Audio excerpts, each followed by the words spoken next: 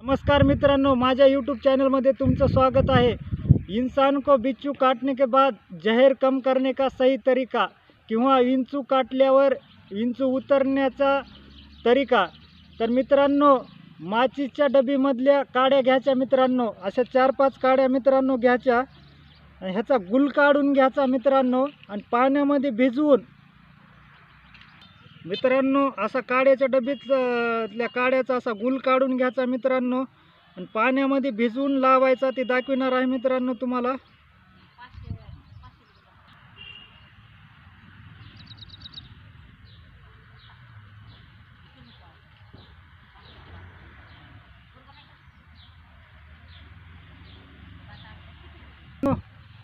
मित्रांनो, हे असा गुल भिजलेला घ्यायचा आणि जिथं समजा विंचू चावलाय त्या ठिकाणी असं लावून घ्यायचं मित्रांनो।